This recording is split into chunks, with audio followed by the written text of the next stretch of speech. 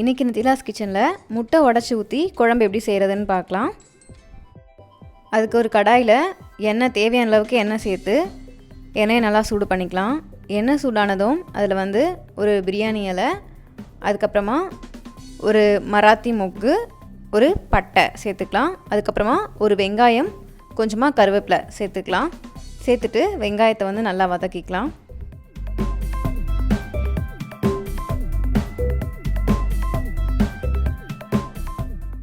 வெங்காயம் வதங்கினதும் ஒரு ஸ்பூன் அளவுக்கு இஞ்சி பூண்டு பேஸ்ட்டு சேர்த்துக்கலாம். சேர்த்துட்டு அதோட பச்சை வாசனை போகிற வரைக்கும் நல்லா வதக்கிக்கலாம்.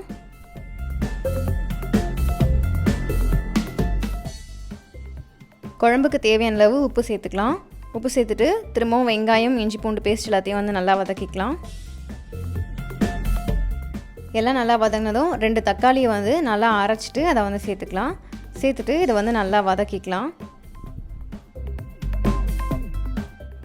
தக்காளியில் உள்ள தண்ணியெல்லாம் நல்லா வற்றி இந்த மாதிரி ஆகிற வரைக்கும் நல்லா வதக்கிக்கலாம். இந்த மாதிரி எண்ணெய் நல்லா ரிலீஸ் ஆகிற வரைக்கும் இந்த தக்காளியை வதக்கிக்கலாம். வதக்கிட்டு இப்போ இதில் கொஞ்சமாக கரம் மசாலா சேர்த்துக்கலாம். அதுக்கப்புறமா குழம்பு மிளகாய் தூள் சேர்த்துக்கலாம். அதுக்கப்புறமா கொஞ்சமாக மஞ்சள் தூள் சேர்த்துக்கலாம். சேர்த்துட்டு எல்லாத்தையும் நல்லா மிக்ஸ் பண்ணிக்கலாம்.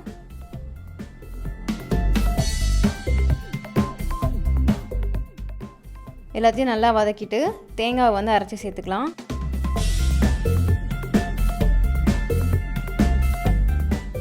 சேர்த்துட்டு எல்லாத்தையும் நல்லா மிக்ஸ் பண்ணிக்கலாம்.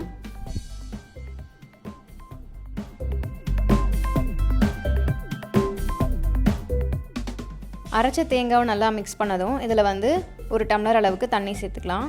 சேர்த்துட்டு இதை நல்லா கொதிக்க விட்டுடலாம்.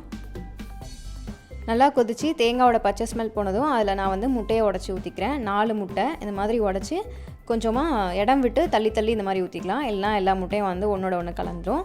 ஊற்றிட்டு இதை மூடி வச்சிடலாம். ஒரு 5 மினிட்ஸில் முட்டை ஒரு பக்கம் வெந்துடும்.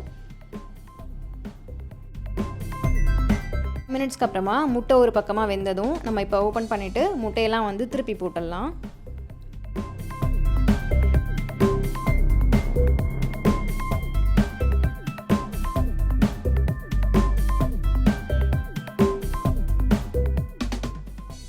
முட்டையெல்லாம் திருப்பி போட்டுட்டு இன்னும் ஒரு 5 மினிட்ஸ் மூடி வச்சிடலாம்.